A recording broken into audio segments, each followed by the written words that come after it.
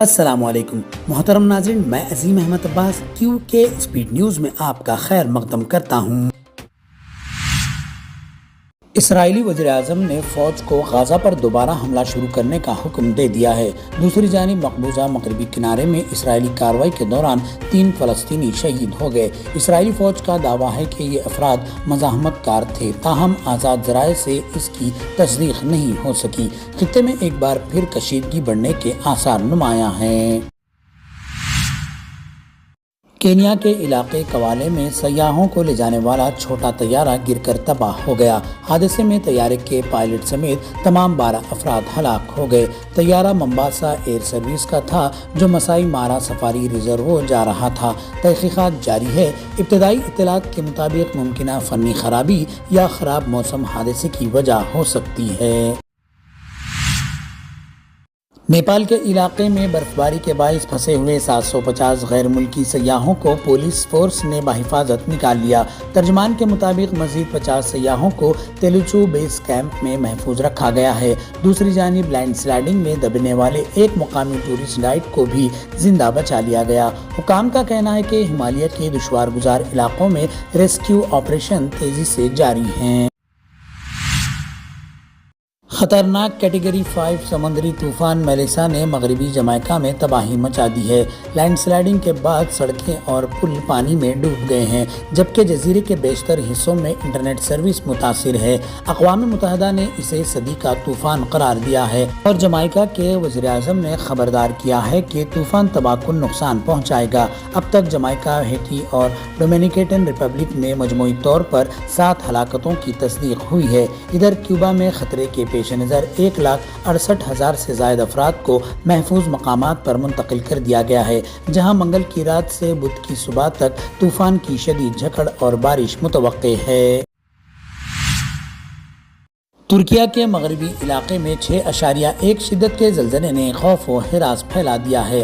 ملک کے ایمرجنسی ادارے کے مطابق جھٹکے استنبول سمیت کئی شہروں میں محسوس کیے گئے۔ ابتدائی اطلاعات کے مطابق اب تک کسی جانی نقصان کی اطلاع موصول نہیں ہوئی، تاہم حکام نے شہریوں کو عمارتوں سے دور اور محفوظ مقامات پر رہنے کی ہدایت کی ہے۔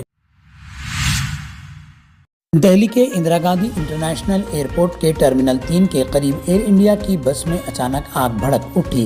خوش قسمتی سے بس میں کوئی مسافر یا سامان موجود نہیں تھا، صرف ڈرائیور کی موجودگی ظاہر کی گئی ہے۔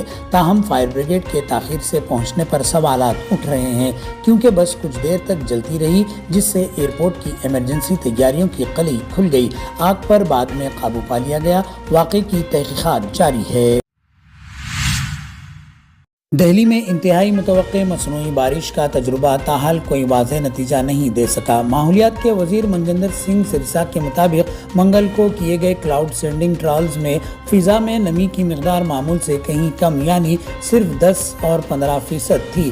IIT کانپور کی رپورٹ میں نوئیڈا اور گریٹر نوئیڈا میں ہلکی بوندا باندی کی تصدیق ہوئی ہے۔ ماحولیات کے وزیر نے بتایا کہ یہ تجربہ صرف یہ جانچنے کے لیے کیا گیا کہ کم نمی والے حالات میں بھی کلاؤڈ سینڈنگ ممکن ہے یا نہیں۔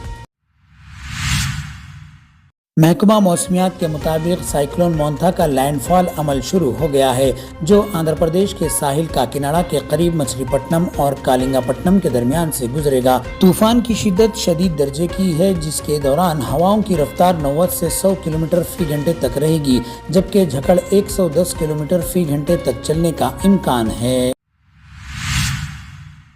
راجستھان میں چھٹیوں پر آئے گجرات کے سیاحوں نے ریسٹورنٹ میں کھانا کھانے کے بعد بل دیے بغیر فرار ہونے کی کوشش کی۔ تقریباً 10,900 روپے کا بل ادا کیے بغیر نکلنے والے یہ سیاح ٹریفک میں پھنس گئے، جس کے بعد ہوٹل کے عملے اور پولیس نے موقع پر ہی انہیں پکڑ لیا۔ واقعہ سوشل میڈیا پر وائرل ہو گیا، جہاں صارفین نے اس حرکت کو شرمناک اور ناقابل قبول قرار دیا ہے۔ حیدرآباد کے بلاگوڑا ریونیو آفس میں بڑا حادثہ ٹل گیا، جب چھت کا پلستر اور پنکھا اچانک نیچے آ گرا۔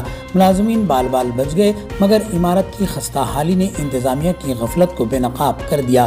افسران نے خبردار کیا ہے کہ دفتر کسی بھی وقت منہدم ہو سکتا ہے اور فوری مرمت ناگزیر ہے۔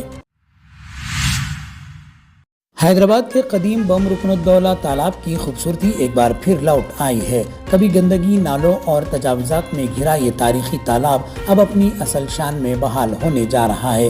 1770 میں نواب رکن الدولہ نے اسے تعمیر کرایا تھا اور اب ہائیڈرا کی انتھک محنت سے نومبر کے آخر تک عوام کے لیے دوبارہ کھولا جائے گا۔ کمشنر اے وی رنگناتھن نے بحالی کے کاموں کا موقع پر جائزہ لیا اور اس تاریخی ورثے کو محفوظ رکھنے کا عزم ظاہر کیا ہے۔ آپ دیکھ رہے تھے QK اسپیڈ نیوز۔ اپنے دوست عظیم احمد عباس کو دیجیے اجازت۔ لیٹسٹ اپڈیٹ کے لیے ہمارے چینل کو لائک، شیئر، سبسکرائب کرنا نہ بھولیں۔